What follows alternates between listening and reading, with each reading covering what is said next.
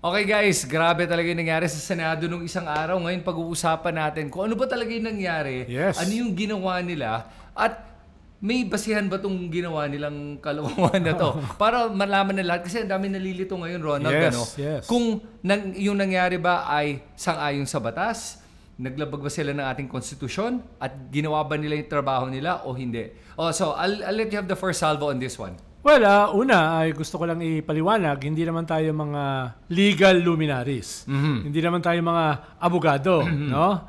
Hindi rin tayo, pero hindi naman tayo mga walang hiya, no? Kaya ibig sabihin, kahit mga karaniwang tao tayo, ay nauunawaan naman natin yung nangyayari. Kaya i-share lang natin sa ating mga kababayan, ano ba yung nangyayari? Dahil ginugulo yung ating isip nitong mga dapat sana ay marangal ng mga senador natin, no? Mukhang yung karangalan medyo rare ngayon sa ating mga politiko. Pero bago tayo pumunta ron ay batiin muna natin yung ating mga kababayan ng happy 127th Independence Day. Wow, no? 127 Oo, na. Haba na nun, yeah, oo, 127 na nga. Meron pa rin tayo mga leader na mga traidor So, nakakalimutan yung pinaglaban ng ating mga bayani. At saka nakakalungkot talaga na yun nga, Independence Day ngayon, pero parang sa totoo lang, meron na ba tayong tunay na independence? Yeah, diba? Dahil nga yung ating mga leader ay imbis na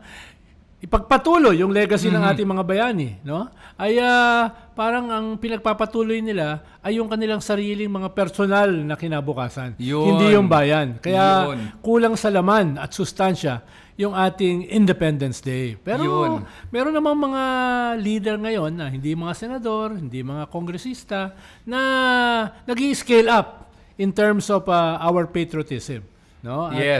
At mahalaga yan dahil yung susunod na henerasyon kailangan magkaroon ng mga modelo. Hindi yung mga nakikita natin mga modelo ngayon. Kulang nga talaga, no? Sige. So, pag-usapan nga natin itong nangyari sa Senate. So, unang-una kasi, ang karamihan sa atin, hindi naintindihan kung natuloy ba yung impeachment trial o hindi. Nag-convene na nga sila Pero ngayon, si Bato de la Rosa was trying to dismiss the impeachment trial prematurely. Tama. Okay. Tama. Pero ang nangyari, si Alan Peter Cayetano, nagiging Mr. Mr. Dealmaker, compromise. Sinabi niya, wag i-dismiss pero ibalik sa Kongreso. So what they call is remand the articles of impeachment back to Congress para daw i-certify ng ating Kongreso na wala daw infirmities o walang violations yung pagka-submit nung articles of impeachment. I move to amend the motion of Senator De La Rosa to read as follows: that the articles of impeachment be returned to the House of Representatives without dismissing, and that should be nor terminating the case until such time that 1, the House of Representatives certify to the non-violation of Article 11, Section 3, Paragraph 5 of the Constitution, which provides that no impeachment proceeding shall be initiated against the same official more than once within a period of 1 year, including the circumstances of the filing of the first 3 impeachment complaints. And number 2, that the House of Representatives of the 20th Congress communicate to the Senate that it is willing and ready to pursue the impeachment complaint against the Vice President. No, so you wanna tackle number 1 muna? Yeah. Idalawahin na natin to. Pwede nga paisa-isa muna para muna. mas madaling ipaliwanag, no? Gusto ko lang balikan na nagsimula itong controversy na ito dun sa forthwith, no? Kaya nung February sinabi ko na yan na ito ba ay pag-delay lamang ng impeachment o ito ay papunta sa isang sitwasyon na ite-technical yung impeachment. Ibig sabihin, ito ba ay papunta doon sa isang sitwasyon na wala ng oras para talakayin at dahil wala ng oras ay pwede nang patayin. Sinabi ko yan last February. No, hindi siya inosente na definition ng forthwith. Meron siyang plot, meron siyang conspiracy. Na ngayon, pinapatunayan na meron nga. No? Dahil kung ikaw naman na abogado, magkikwibol ka pa ba sa ibig sabihin ng forthwith? Lahat sinasabi na immediate ang ibig sabihin niyan. Ngayon din, ASAP. No? Kaya, very suspicious yung debate nun. doon sa fourth with, no? Bakit binibelabor ng husto ito? Ba't nagbibigay ng ibang definition? At fast forward, nakita nga natin yung plano nila na ito ay pag-usapan after the election ay hindi lamang hindi nangyari. Na-adjust pa. Yung June 2, ginawan June 11. Okay. Yung June 11, practically last day na ng session. Technically kasi June 13 eh. Yes. Pero dahil meron kang Independence Day sa June 12, practically tapos na siya ng 11, no?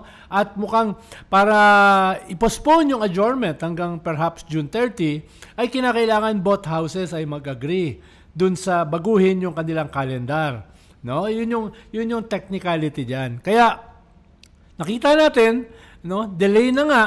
Ang sabi ng dalawang senador, teka, hihintayin pa ba natin ng June 11? No? Pag-usapan na natin nitong June 9. No? Para may 3 araw pa tayo. Right. No? At nung June 9, ay, dyan na pumapasok itong mga de facto o impacto dismissal. Doon mo narinig yan, no? Yung una, kay Francis Tolentino, na hindi merong 3 yatang mga degrees sa law sa iba't ibang mga universidad sa Amerika, no? Kailangan mo ba ng 3 degrees para mag-imbento ng termino na de facto dismissal, no? Kaya ang sabi niya, kailangan ko na to i-dismiss, wala na tayong oras. Ba't ba nawala ng oras, di ba? Sila yung nag-delay no? At sabi niya, hindi ito pwede mag-continue sa susunod na kongreso dahil kung tayo Senate tayo na dapat magtatapos sa ating termino yung mga pinag-uusapan natin. Hindi ka na Senate Yes. Isang korte ka na At sa isang korte, iba yung rules. Right. Sa Senado, yung mga legislation na hindi matatapos, pupunta na magsisimula uli, start from zero, sa susunod na kongreso. In this case, sa 20th Congress. Pero as a court, no? As a impeachment court, like any other court, kahit mapalitan yung mga abogado, magpapatuloy sa Supreme Court, sa Sandigan Bayan, etc. So, may president yan malinaw na Yes. no? Pero yun pa rin ang sinabi ng magaling na abogado na si Francis Tolentino, no? Doon nagsimula ito yung de facto dismissal. Okay. Na kinabukasan, minotion uli ni Bato de la Rosa. Yes. No? Sabi niya, hindi ako abogado pero ako ay Pilipino. Believe ka, di ba? Doon niya pinopose yung dismissal. Wala na mga de facto, wala na impacto, dismissal na. No? At doon naglagay ng amendment si Alan Peter. No? Ang sabi niya, wag na natin i-dismiss, i-remand na lang natin, no? Ito na naman yung ikalawang salita na wala naman sa konstitusyon. Parang de facto dismissal, wala sa konstitusyon yan. Wala rin yan sa sarili nilang rules. Yes. Sa Senado, no? So nag-iimbento sila ng mga salita, remand, no? At tinanggap kagad ni Senator Bato. Sabi niya, okay ako dun sa amendment ni Senator Alan Peter Cayetano. Pero pwede ba niyang ipaliwanag kung ano yun? Okay na. Pero hindi pa pero ipaliwanag, elucidate daw. Yun ang exact word. Elucidate kung ano yung amendment. Pero mo inoohan mo yung amendment. Di mo alam kung ano yun, di ba? So ang nangyari talaga dito, obviously nga, is merong ill intent in terms of the delay. Tingin ko. Kasi honestly sa akin, I wanted to give them the benefit of the doubt na talagang, okay, sige, sabihin na nga natin, meron mo talagang kailangan ipasang legislation. Pero again, for me, what really was the red flag ay alalahanin mo kasi ang paglitis sa impeachment ni VP Sara ay isang prioridad. Hindi mas important kasi kailangan mo tignan yung priority versus urgency. In this case, meron siyang priority and urgency. Tama. Compared to legislation na kahit hindi naman nila maipasa, pwedeng gawin ng 20th Congress of Senate. Tama. So, yun ang pinagkaiba, no, number 1. Number 2, ang nakita ko isa pang problema dito sa ginawa nila, no, yung sa susubok mag-dismiss, ay nakikita mo na hindi sila interesado sa acquittal or conviction. What they're interested in is protecting the reputation of VP Sara versus the accountability that's needed in Senate. Kaya nakakawalan gana yung ating Senado at nakakawalan na ng tiwala ang ating Senado. Ngayon ang tanong ko sa'yo, when it comes to the issue ng yung sinabi niyang first reason ng remanding, wala naman silang karapatan to remand kasi ang trabaho nila as an impeachment trial court, and you don't even need to be a lawyer for this. Yes. Okay, kaya wag na nating sabihin na hindi ka naman abogado kaya hindi ka pwede magsalita. Or 3 law degrees. Oo, 3 law degree. It's so, Basic. BS yan pag sinabi na hindi ka lawyer kaya wala kang karapatan magbigay ng opinion. Kahit wala kang law degree, maintindihan mo to. Hindi trabaho ng Senado mag-remand ng articles of impeachment. Correct. Ang trabaho nila ay tanggapin at ilitisin itong impeachment complaint na to. Bottom line, conviction or acquittal. Yes. That's all they can do. Tama. Ngayon, to sa remanding na to, ang sinasabi nila, gusto nila ma-certify lang daw ng House na wala ngang infirmities o walang mali dun sa pag-submit ng impeachment dahil 4 ang impeachment complaints na sumite sa Kongreso, na file sa Congress. Hindi ba dapat ang initiate ng impeachment proceeding ay isa lang dapat? Yan ang nakakalitong binanggit ng ating mga senador kaya daw na pinapa-remand sa Congress natin. Yes. Una ay tama ka, Chris, no? 2 constitutional bodies yan, Kongreso at saka Senado. Klaro yung role nila sa impeachment sa Article 11. Kaya hiniwalay doon sa role ng Congress at role ng Senate yung impeachment rules. Article 11 yan. Kahit saan mo hanapin dyan, wala dyan yung salitang remand, wala dyan yung salitang de facto dismissal. No? Kaya hindi pwede na ibalik ng korte yung kaso, no, doon sa nagsampa ng kaso. No, hindi pwede yun eh. Ang pwede nilang gawin, magbigay ng hatol. Sabi mo nga, acquittal or conviction. Lalong-lalo na, 2 separate constitutional bodies yan. Na malinaw, ang role ng Kongreso ay to impeach. Ang role ng Senado is to convict or to acquit. Kaya maraming mga legal luminaries, law schools, no, former justices, etc. Ang sabi nila, almost by consensus, unconstitutional yung ginawa nyo. Yes. No? Kung merong infirmities, yung impeachment na final ng Kongreso, ang pwede lang makialam dyan ay yung Supreme Court. Yes. No? Yun lang ang pwede. Malinaw yan. At kung titignan mo yung dahilan nila sa pag-remand, na baka daw may infirmity yung 4 na final na impeachment complaint, no? Yun din ang final ni Vice President Sara. Yung ginamit nilang dahilan, yun din ang dahilan ni Vice President Sara nung nagsampa siya ng kaso sa Supreme Court para i-dismiss yung impeachment. Ano sila? Abogado ni Sara? Right, no? exactly. Abogado ba sila ni Sara? No? Kaya parang binobola, siguro stronger term. Winawalang hiya nila yung konstitusyon. At dahil winawalang hiya nila yung konstitusyon, pati tayo winawalang hiya nila. Dahil akala nila, tatanggapin na lang natin ito ng basta-basta. No? Dahil magaganda yung ginamit nilang salita. Remand. Yes. No? So, I want to clarify with everyone na yung, kasi ang argument nga is, 4 nga ba ang impeachment proceedings that were initiated? So, pakinggan mo yung word, proceedings Actually, isa lang ang impeachment proceeding nung umabot na yan sa Senado as an impeachment trial court. Na ngayon, bakit 4? Ito yan. Yung first, second, and third kasi, kinombine lahat at in-archive yun at ang binoto ng mga tao, ng mga kongreso natin ay yung pang-4. Doon nakakuha ng over 215 or 250 plus. 250. Dahil may mga humabol pa. May humabol pa. 250. Almost the entire. Almost the entire Congress voted to impeach VP Sara. So, isa lang yung sinubmit. Yung 3, in-archive yun. So, in reality, isa lang. So, ang nangyari nga dito, apparently, I don't know if it's correct, pero parang nabasa ko na nagpadala na ng certification ng 19th Congress bago sila na walang problema. Na walang problema. Yes, we certified. It's okay na.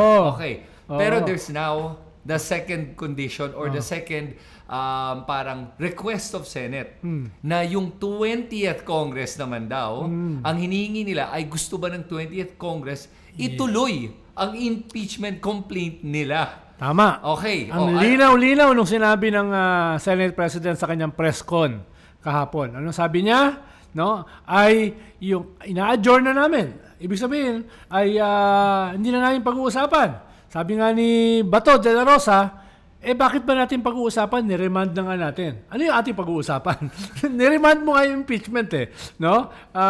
Ang nasabi ni Senator Chis Escudero ay bahala na yung Senado na pwede nilang hindi tanggapin. So sineset niya yung template. Wow. Dahil kasama siya sa 20th Congress. Yes. The majority sa kanila dito sa 18 kasama sa 20th Congress. So sineset niya yung template ng sinasabi niya ay pwede itong hindi tanggapin.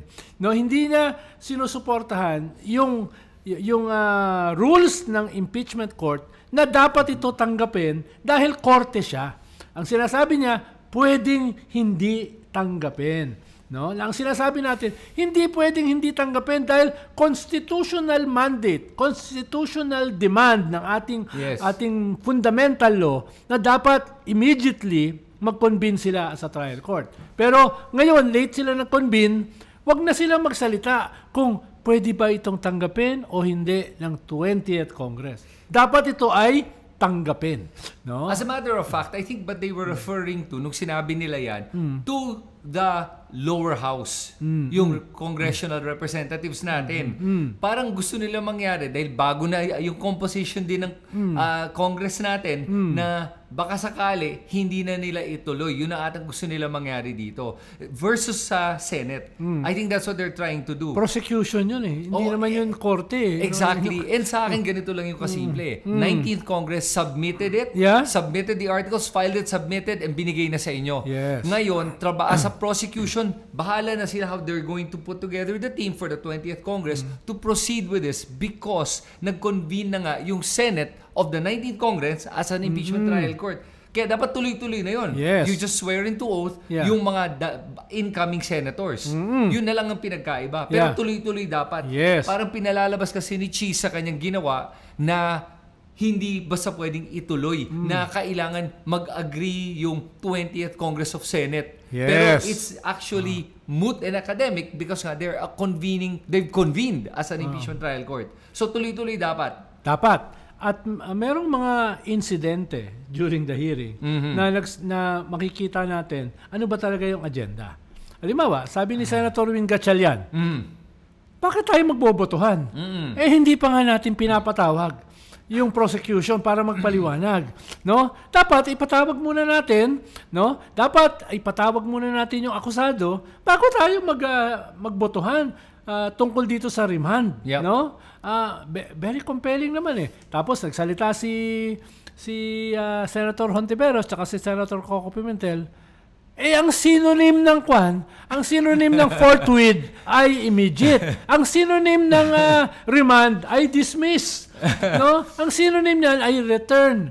So, parang sinasabi nila, niloloko niyo naman kami, no? Ang linaw naman ng synonym niyan, no? At sabi nga ni Senator Grace po, it's just a nice way of saying dismissed. No? Ganun nga. Alam mo naman si Grace po, hindi naman yan na yung may ingay na katulad natin. So, ang pagkakasabi niya, isn't it just a nice way of saying dismissed? No? Yun And tapos may nag-away pa. Yes. No? Ba't nag-away? No? Dahil ang sabi yata nung isa, hindi ka sumusunod sa script. No? Hindi ka sumusunod sa script. Hindi niya unawaan yung ginagawa nung isa. Kaya nilusob niya. No? Eventually, nagkaunawaan, pareha pala ng script. So, nagyakapan at saka nagtawanan. Kaya mauunawaan mo, may script may pinag-usapan may pinag-usapan, before. No? Paano gagawin ito, no? At panghuli, nung nagsasalita si Senator Risa Hontiveros, may bumubulong sa gilid-gilid, no? Patayin mo, no? Kuhanin mo na yan, out of order mo, ganun-ganun. Hindi nila alam yung rules. Sa rules kasi, habang hawak mo yung floor, di ba? Hindi ka pwedeng i-out of order. No? Kaya ang sabi ni Senator Hontiveros, Mr. President, I still have the floor. Diba? Ayun. Pero makikita mo na nag-gang on sila doon sa dalawa na nagpapaliwanag nito, no? Kaya talaga makikita mo yung conspiracy. At saka kahit naman on cam mismo, nakikita mo, nagpupulong-pulong yung mga senador kung saan sila pumapanig Nakikita mo na And it's unfortunate talaga na karamihan ng ating mga senador is really watching out for their own self-interest. They're really trying to ako pa rin, I still want to say delay. Pero nga, unfortunately, nakikita ko nga yung punto mo at nakikita ko na talagang meron nga silang plano para i-dismiss to. Gagawa ng paraan on a technicality, ma-dismiss. Ngayon, okay. So, paano mangyayari yun ngayon when they now go back into session as the 20th Congress? And kailan mag-uumpisa ngayon? Kasi Sa July yan, sa July. Sa July. Parang sa may SONA pa to, sa no? SONA yan, no? Sa SONA. Paano yung isa ring elephant in the room sa pinag-uusapan natin? Yung Senate presidency. No? Gusto nung Senate president na manatili siyang Senate president. At to do that, kailangan niya yung suporta ng mga Duterte senators, no? Ay. Kaya ang gusto nila ay inip ito in the bud. Paano pag nagsimula yung impeachment, no? Wag na natin muna pag-usapan kung mako-convict o hindi, no? Pag nagsimula yan, lalabas yung ebidensya eh. Yes. Ililift yung bank secrecy laws para buksan yung bank account ng akusado. Magte-testify yung mga nasa ICC ngayon na nagsasabi siya ang reyna ng Tokhang sa Davao, no? Yung COA magte-testify para ipaliwanag yung kanilang notice of disallowance, no? Si Piatos baka biglang sumulpot para ipaliwanag kung nakuha ba niya yung pera, no? Yung nagdala ng 120 million ng mga sundalo, yes, yung mga magpapaliwanag. So lalabas yung ebidensya. At kung lumabas, very compelling ang ebidensya, yung mga swing senators ba, boboto to acquit, no? Lalo na kung totoo yung sinasabi ni Senator Trillanes na hundreds of millions ang pumasok sa bank account na galing kay Sammy Uy, kay Michael Yang na mga drug lords at iba pa yung mga pogo lords. So, kung ikaw ay swing votes, nakita mo, naku, yari ako rito. Baka malink ako sa drugs kung i-acquit ko to. So, game changer yun eh. Kaya gusto nila hindi masimulan. Kaya nga sineset nila, inuulit ko, in limbo dahil sineset nila yung template para ito ay i-reject ng 20th Congress na actually kasama sila. No? Kaya dapat yung pressure ngayon, in 1.5 months, bago mag-convene yung 20th Congress, yung pressure ay, we're watching you. No? Isusumpa namin kayo, lalo na yung mga kabataan na nagpakita ng puwersa last midterm election. Hindi namin kayo kakalimutan. Mag-ingat kayo. No? Mag-ingat kayo. Nagsisimula na kami magising. No? Kaya yun yung dapat pressure. Dahil kung wala kang ganyang pressure, no, yung kawalanghiyaan na yan, magpapatuloy. At saka babanggitin ko lang that the tactic right now of yung mga kaalyado ni VP Sara ay para nagbibigay siya ng mga dahilan kung bakit kailangan daw i-dismiss. Sabi nga ni Bato at ni Bongo na sabi nila kaya nila fina-file tong motion na to ay dahil daw maraming mas importanteng problema ang Pilipinas. Walang kinalaman sa sikmura ang impeachment, no? Yun. That's what you call an appeal to emotion. Okay, ngayon kung hindi matalas ang pag-iisip mo at mabilis ka lang passively na nagtatanggap ng mga naririnig mo, maniniwala ka sa ganyang appeal to emotion. Na paano naman ang mga ibang mga importanteng mga kailangan priority bills na ipapasa natin? Paano ang kaligtasan, ang kapayapaan, ang pagkain na kailangan o medical na tulong na kailangan ng ating mga kababayan. Hindi ba mas importante daw yun? Bakit daw natin tinututukan ang isang vice-presidente? Makakatulong ba daw yan sa mga milyong-milyong mga mamamayan natin na hihirapan? Nag-bycam nga sila, nag-meeting nga sila tungkol sa 200 peso wage increase eh. Inaprubahan ba nila? Hindi. Hindi. So ano yung mga pinagsasabi nila sa sikmura? Sahod ang pinakamalaking issue sa sikmura, tapos hindi nila inaprubahan. Ano mga pinagsasabi nila? Ito naman mga to eh. Di ba? Sinasabi nga natin no?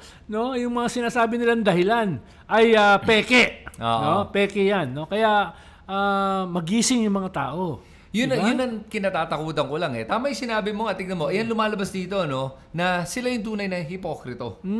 Dahil nga, ayan, may pagkakataong silang ipasa itong 200 peso wage hike. Hindi na ipasa. Kahit nga 100, willing 100 eh. Kahit nga hindi nga magawa-gawa. Ang gagawin lang nila dyan, ikukan lang nila, sasabihin lang nung Kongreso na 200 peso yung kanila na-aprobahan. O sige, i-adapt na namin yung 100 peso na naaprubahan na ng Senate. Kahit yun, din nila ginawa. Kanya na, tapos na yung 200 peso. Tapos na yung 100 peso.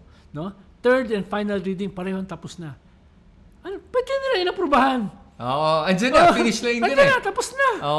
Tapos ngayon, sasabihin ay marami pang ibang mga mahalagang legislation na related sa sikmura. 100 peso, isang kwan lang yun eh. Macmill eh. Isang siopaw lang yun eh. Mas mahal pa yung siopaw sa Mamunlok. Sa 100 peso. At saka yan yung first legislated wage increase since 1989. Wow. Diba? Imagine mo yung tinaas ng bilihin since 1989. 100 Grabe. peso, diba?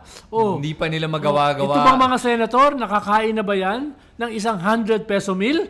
Hindi pustahan pa. tayo. Hindi Pustahan pa. tayo, di ba? Tapos aaprubahan lang, hindi pa inaprubahan. Yeah, kaya nakakainsulto talaga yung paggagawa nila ng mga ganitong klaseng dahilan na alam mo naman talagang hindi yun ang tunay na dahilan kung bakit nila dinidismiss tong kaso ni VP Sara. Na ang nakikita na totoong dahilan na sa pagpoprotekta nga ng reputasyon ni VP Sara. Okay, so ngayon, tingnan natin moving forward na tayo. Ngayon, nagbigay na nga yung ating Kongreso, 19th Congress na sagot, certified na. So, tapos na yung unang yung second issue ngayon natin ay yung pagtutuloy daw, kung gusto pa daw, interesado pa daw ng 20th Congress, i-prosecute yung yung paglilitis dito sa impeachment niya. So, aantayin pa natin. Na majority manggagaling din dun sa 19th Congress. Ayun na nga, exactly. So in other words, redundant. Yeah. So ang ginawa kasi talaga ni Alan Peter Cayetano dito ay nagmamagaling, nagpapabida, at pinapakita lang niya na, ito lang, para lang umokay na tayong lahat versus really following the rule of the law to be able to have the accountability needed. Now, ang ginawa niya dito, nakikita kong problema. Sa paggawa niya, instead, parang overkill. Yung paggagawa ng motion na to, is to remand is an overkill. Like the 5 opposing senators said, pwede namang imbitahin. Katulad na sila, pwede namang imbitahin talaga yung prosecution team. Lang, sir, totoo ba na okay na ba to? Wala bang infirmaries? Wala. Okay. Tapos tutuloy pa ba natin? Sinabi na nga namin, meron na kami prosecutor for the 20th Congress. Yung dalawang rason lang. Tapos bakit inabot pa talaga dito tayo? Kaya nakaka-frustrate. Anong pwedeng gawin natin ngayon? Kaya nga in limbo eh. Ang gusto nilang gawin ay wag simulan, makaalpas sila dun sa sinasabi mo nga, na simulan man lang kahit 2 araw. No? Or pwede i-postpone yung adjournment. No? Ayaw nilang gawin yon. Kaya nga in limbo, dahil ang ibig sabihin ng remand, wala tayong pag-uusapan. Ni-remand mo yung impeachment eh. Sige. Tama naman yung sabi ni Bato. No? One of the few things na tama. Anong pag-uusapan natin? Iniremand na natin, di ba? Yun ang sabi niya. No? Hindi lang ako sang-ayon sa sinabi niya. I am a Filipino. I am not a lawyer. Pero kasama ko ang Holy Spirit. Hindi ko sigurado kung si Holy Spirit talaga yung kasama niya. No? Baka ibang spirit yun eh. No? Hindi holy. Ko naman, thou shall not use the name of the Lord thy God in vain. Di ba? Pag mo naman, lalo na yung ginagawa mo ay, anong term ni Senator Risa? Kabalintinuan. No? Ko yun dahil mga bata pa ako noon, sinasabi ng lola ko yun eh. No? Kaya alam mo, kadalasan nga yung mga gumagawa ng mga kamalian ay yung nagtatawag sa Diyos, nagsasabi na, di ba, naghihingi ng tulong sa Diyos, hingi ng inspiration. Yun yung mga gumagawa ng mga kalokohan eh. Kasi wala silang maiso na iba eh. Sige, tanong ko sa'yo, ganito. Si Alan Peter nga, ambassador ni Jesus Christ eh. No? Sinabi ba ni Alan Peter? Sinabi niya, yung committee hearing dun sa arrest ni Digong. Hindi ko alam Sinabi niya. Oh my God, okay. Ako yung ambassador ni Jesus Christ. No? Ako sanay na ako sa mga kawalangian ng mga politiko at mga senator. Pero nung narinig ko yun, sabi ko, grabe. Hindi ko kaya to. Sabi ko, hindi ko kaya to. Minom na lang ako ng beer. Hindi, pero sa akin, Ronald, nakikita ko talagang natin ngayon, moving forward, ay yung hindi, umaasa ka pa ba? Sige, ganito na lang. Umaasa ka pa ba na magkakaroon tayo ng conviction? Dalawa yan eh. Una ay simulan. Ay, okay. Para lumabas yung ebidensya. Umaasa ka pa ba na masisimulan natin? Yun na lang. Paano sige. Kung masimulan, pwedeng maimpluwensyahan yung conviction. No? Dahil ang daming ebidensya ang lalabas. Yeah. Very compelling. No? Kahit ikaw, nagdadalawang isip, o ikaw ay may kinikilingan para kay Sara, pag nakita mo yung ebidensya, ikaw ba ay gusto mong masukat ka ng kasaysayan? Gusto mo bang hatulang ka ng susunod na salinlahi na henerasyon? Dahil sa panahon natin ngayon, ng social media, no, ay yung gagawin mo, forever na yan, nakamarka. No, hindi na yan makakalimutan. Siguro kung meron kang kalokohan na ginawa noong 1960s, noong 1970s, pwedeng makalimutan yun eh. Ngayon, it's going to be there forever. Kaya dapat matakot itong mga senador na ito, no? Na tatanungin ng kanilang mga apo, Lolo, ba't mo ginawa yon? No? Gaganunin ka. 'Di ba? Lolo, no? Ay, nakakahiya naman ang ginawa mo. 'Di ba? Yun yung nangyayari ngayon. It will be a judgment nitong mga Gen Z, nitong mga millennials, itong susunod na henerasyon dito sa mga talamak na mga senador na ito. Pero tanong ko sa'yo, hindi ba talaga na nakikita mo na, siguro I find irony in this na yung mga senator judges natin, some of them have their own shady past na either convicted o kaya na sampahan ng kaso for plunder and other issues of corruption. Sila mismo at even Jinggoy Estrada, nakikita mo na may pumapanig siya for acquittal dahil ang rason niya ay dahil sa nangyari daw sa kanyang tatay, which is not a reason to either convict or acquit. You have to look at each case separately. Pero nakikita mo, dala-dala nila yung mga baggage nila from the past and their own personal history in terms of how they're going to try the case and decide on the case. Yeah. Which is wrong kasi dapat talaga tatry mo at ititignan mo yung kaso just solely on the evidence. Okay. Pero halimbawa, si Jinggoy, yung impeachment ni Corona, yung una niyang announcement ay kontra siya sa conviction. Nung matapos yung korte, bumoto siya for conviction. No? So nadadala din nga ng public opinion. Yes, public opinion. Okay. No? Nung nagsimula yung Corona impeachment, siguro mga 8, 7 lang yun nandun Okay. na sang-ayon. Pero bilang judges, nung narinig nila ebidensya, nakita nila yung mga milyones na dolyares na hindi ni-report ng Chief Justice, etc., etc. Yung tumestigo, yung kanyang mismong mga kamag-anak, yung 90-year-old na madre na kamag-anak niya, ikaw ba naman, gusto mong sirain ang iyong political future? Di ba? Okay. So, kahit halimbawa, sabihin mo, yung pagkiling mo ngayon ay para kay Duterte, dahil yung inuulit ko, yung dahilan sa pag-remand, yun exactly yung dahilan sa pinail ni Vice President Sara sa Supreme Court para i-dismiss yung impeachment sa Senado. No? It's the very same reasons. Same reason, no? Hindi man lang minodify para hindi naman sila magmukhang mga abogado ni Vice President Sara, no? Tanong ko sa'yo, ano nangyari ba doon sa Supreme Court? Wala pa. Wala pa. So it's still sitting there. Yeah. Dahil yung Supreme Court, hanggat maaari, ayaw nila makialam diyan. Dahil nga constitutional body no? At sila ay mga impeachable persons themselves. No, hangga't maaari hindi sila makikialam until talagang wala nang choice, no? Dahil hinihingi ng tao na mag-interpret sila. Pero ang klaro kasi, there is no such thing as remand. Yes. Ang klaro, malinaw ang definisyon ng forthwith. Ang klaro, walang de facto dismissal. No? Hindi mo kinakailangan maging Justice of the Supreme Court para malinawan 'yan, no? Yeah. And yun yung sigurong problema natin ngayon ay yung ating Senado ay gumagawa na ng sarili nilang mga bagong batas siguro. To justify their yung kanilang actions. Conspiracy. And sa akin ngayon, I'm already at the point where naniniwala nga ako na baka nga umabot tayo sa dismissal for what magagawa na yun ng palusot. Baka sabihin nila, ay, hindi talaga pwede itong tumawid sa 20th Congress or the 20th Congress as an independent body will choose to now dismiss this. Hugas kamay yung 19th Congress natin ng Senate. Naghugas na. Tapos sabihin ng 20th Congress, dinidismiss lang namin dahil wala kaming jurisdiction dito. Yes, sabi nga na 19th Congress pwede namin i-dismiss walang continuity at saka hindi naman kami tumanggap ng articles of impeachment. Kaya dismiss na. Tsaka sabi nung 19th Congress, legally infirm yung impeachment Tapos pag binoto nila, by simple majority, tapos nangyari yan, what happens next? Imaginein mo, yung mga nasa 12th Congress, na galing sa 19th Congress, sasamihin niya sa atin. Parang ululan no? Yun na nga Di ba, nandun sila. Kami sa 20th Congress, sinabi kasi ng 19th Congress, no, na hindi pwedeng mag-continue. Sinabi kasi nila na infirm yung impeachment. Sinabi kasi nila na ganito-ganito, di ba? Tapos, ikaw rin yung 19th Congress. Pero alam mo, nakakatawa kung hindi tragic But I'll tell you what's interesting. Narinig ko yung mga, nag-chime in na yung mga ating ibang senator-elects. At saka, tingin ko talaga, although tinignan ko yung composition ng Senate, so this is going to be more of a question of strategies now. Sa mga teams natin. Team Duterte versus Team Katotohanan. Dahil di ko alam kung ano pa tawag dyan sa team na yan. Sige.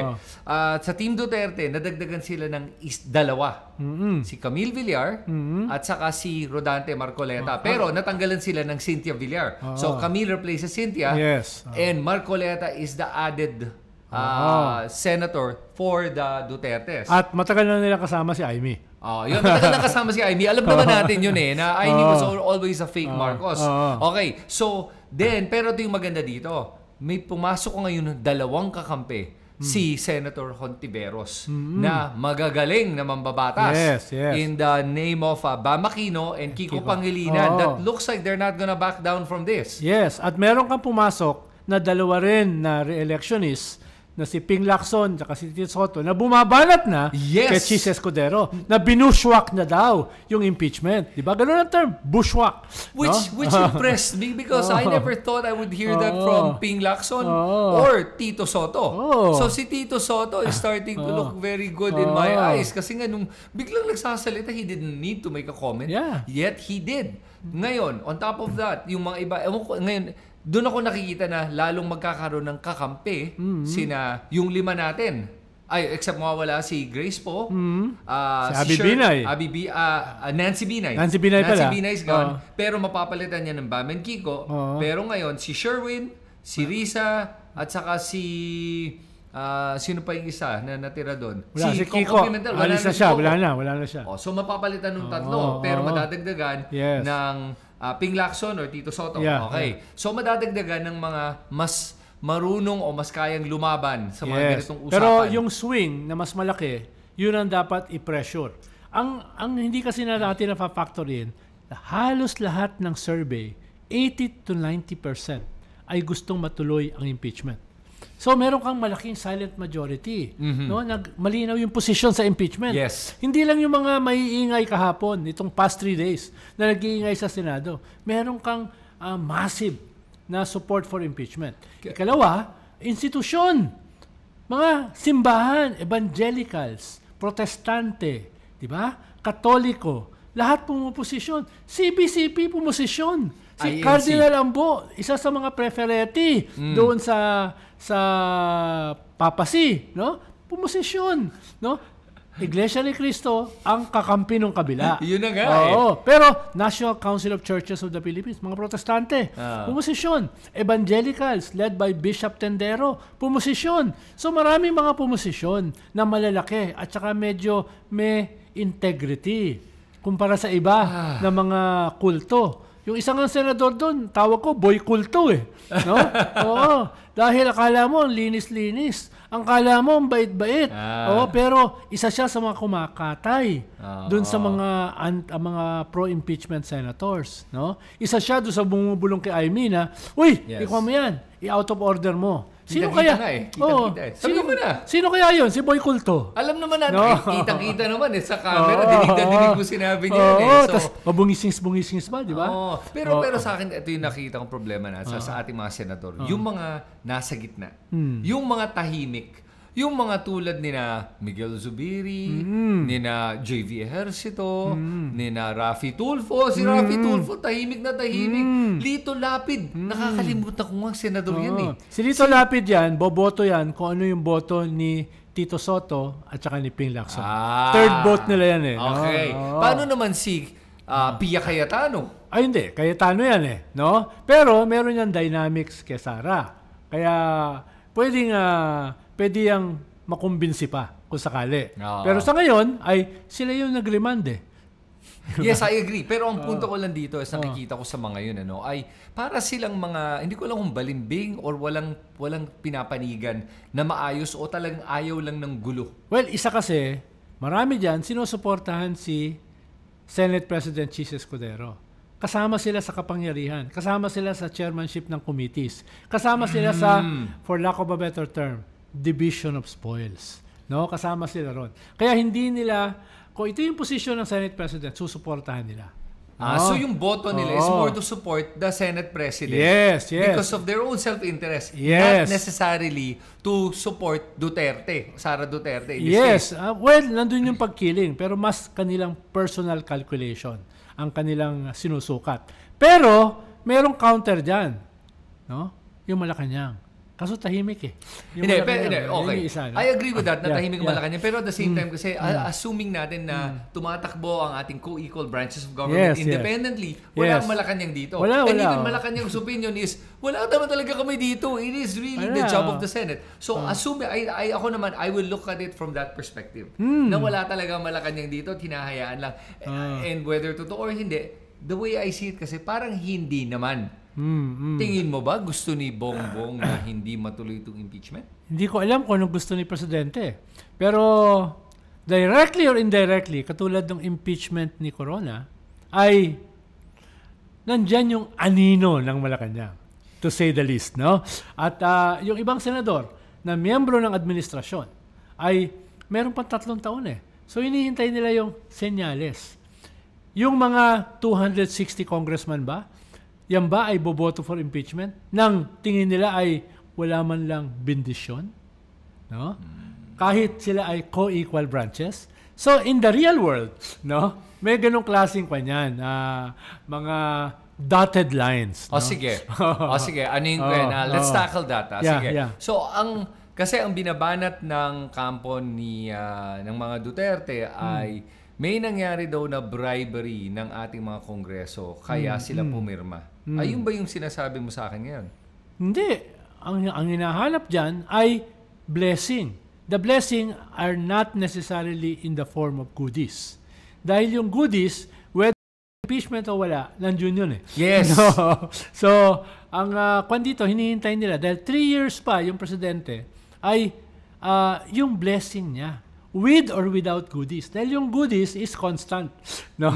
Whether merong impeachment o wala, meron kang ayuda. Meron kang akap. Meron kang insertion. So, tingin ko, hindi yun ang determinant. Ang determinant ay signals. No? Right, okay. Signals yung sinasabi ko. So, okay. So, just to be clear, kasi I wanted to bring that up. Kasi yun na talaga, palagi nilalaban eh. Na hipokrito ka daw pag for the impeachment ka, pero nagpipikit ba ka doon sa bribery na nangyari to impeach VP Sara? Hindi, binabanatan natin ng bribery with or without impeachment, with or without election. Diba? Dahil yan ay nangyayari, bahagi yan sa sumpa ng ating political system. No, hindi naman tayo mga inosente na pinanganak lang kahapon para sabihin na hindi nangyayari ito. Nangyayari yan. At babalatan natin yan. Pero at the same time, for me, ito lang yung sa akin, with regards to that, is hindi ko nakikita bribery yun kasi nga, it is part of the system, number 1. Number 2, it's bribery when you take the money and you put it in your pocket for your own personal use. Hindi, this is your AKAP, your whatever, all of the mga 4Ps, so whatever yung mga binibigay para sa mga pang-ayuda mo, iba yun. O pang mga proyekto mo, iba yun. It's really there and it's meant for the people. Ang kwan naman dyan yung mga constitutional issues. Halimbawa, kung mas mataas yung budget ng DPWH kaysa sa DepEd, then that is unconstitutional. Yes. Kaya mismo Malacanang kinorek yun. No, ibig sabihin nangyayari yun. Mga pork barrel na dineklara ng illegal, tapos makikita mo sa GAA, then papatanggal mo dapat yan. Yan yung mga nangyayari. No? Itong usapin halimbawa ng AKAP, ng ayuda, no, ng tupad, wala dapat pakialam dyan yung mga politiko. Dapat yan ay trabaho ng DSWD. Yes. Dapat trabaho yan ng DOLE. Yes. No? Silang gagawa ng listahan. Kumbaga, yun ang sinasabi natin. No? Na minsan ay hindi nangyayari. No? Yes. Totoo. Okay. Hindi nangyayari for different reasons. Yes. And it has nothing to do with the impeachment. The Wala. impeachment is a completely separate issue. Unless meron silang ebidensya. Oh, sure. Yun. Diba? Kung meron, banata natin. Diba? Tama. At hindi natin tatalikuran yun. Yes. Kasi aminin na natin na talaga maraming problema ng gobyerno natin. Pero for anyone to say na hipokrito at dapat hindi litisin si VP Sara sa ginawa niyang kitang-kitang may ebidensyang paglulustay, bakit tatalikuran mo yun na may ebidensya versus ito na wala pa namang ebidensya, walang lumalabas, tapos yan titignan natin, eto meron na kitang-kita, sinasampal na nga ni Sara sa mukha mo yung ebidensya. Dahil kung merong konkretong ebidensya, kasuhan, susuportahan natin. Yes. Babanatan natin. Pero itong linaw-linaw Ito naman yung sinasabi ng mga sumusuporta kay Duterte. Bakit hindi nga daw kasuhan si VP Sara? Impeachment is a case. It is a trial. Ito na nga yung kaso, ayaw pa nyo. Tsaka Vice President ka eh. Yun Hindi na ka immune from suit, no? Pero hindi ka pwedeng makulong. Yun ang kaibahan ng impeachment, no? Ang sa impeachment, hindi ka na pwedeng tumakbo kahit barangay councilor, di ba? Yun ang ibig sabihin nun. Ngayon, yung mga criminal cases, pag hindi ka na Vice President, pwede ka nang kasuhan, pwede ka nang makulong, katulad plunder. No? Dahil yung 120 million, plunder yun eh. Yes. More than 50 million. Ibig sabihin, pag simula ng kaso, ay kulong ka kagad. No? Pero kung ikaw ay Vice President, hindi ka makukulong. No? At mahalaga dyan, hindi yung kasalukuyang ombudsman. No? Dahil yung kasalukuyang ombudsman, appointee ni Digong. No? At siya yung nagdepensa kay Vice President Sara tungkol sa confidential fund. Anong sabi niya? Confidential nga eh. No? Siya yung nagsabi nun. Yung ombudsman mismo, no? Na dapat haharap dito sa mga plunder cases, corruption cases. Kaya alam ko, hinihintay na lang nila mag-retire sa Agosto. Dahil malinaw naman yung kanyang loyalty. Malinaw naman yung kanyang posisyon. Pero mo yung SALN, no? Ang ginawa ng ombudsman na requirement, pwede lamang makuha yung SALN pag pumayag yung sinasalin. Ano ba yun? Diba? Ano ba yun? No? Ay, nako. Diba? So, buti na lang, pa-retire na siya sa Agosto. Ayun, okay. So with that, Ronald, ano final verdict mo dito? Matutuloy ba impeachment in the coming months o hindi? Well, uphill at this point dahil sa ginawa ng 19th Congress. Pero ay hindi siya imposible. Ibig sabihin, kailangan mag-scale up yung mga tao, lalo na yung mga kabataan at yung mga makapangyarihang institusyon katulad ng simbahan, mag-scale up ng kanilang moral leadership dito sa usapin na ito na ginagawang immoral ang ating politika. No? Kailangan nila mag-scale up 1.5 months ang window bago mag-assume yung 20th Congress na bahagi din sila. Kailangan mong i-expose yung hypocrisy na yan. Yes. Kailangan mong i-expose yung kabalintunaan na yan, yung ginamit ni Senator Hontiveros. Kailangan mong i-expose yung impunity na yan, no? Na hindi nyo kami pwedeng lokohin. Okay. Diba? Yun yung dapat natin gawin in 1.5 months. Na sinisimulan natin gawin dito sa social media. Yes. Diba? Yun yung dapat magpatuloy yan. Dapat mag-intensify. No? Dahil hindi pwedeng makawala. Yes. Itong mga ito na pwede lamang ipagpag yung ginawa nila ay okay naman, makakatulog naman kami na mahimbing eh. Hindi natin sila patutulugin. Tama yun. No? Tayo magiging bangungot nila. Kakalampagin natin yan. So ito na ang mensahe ko para sa lahat ng mga nanonood ng ating podcast na to ay magsalita kayo on social media.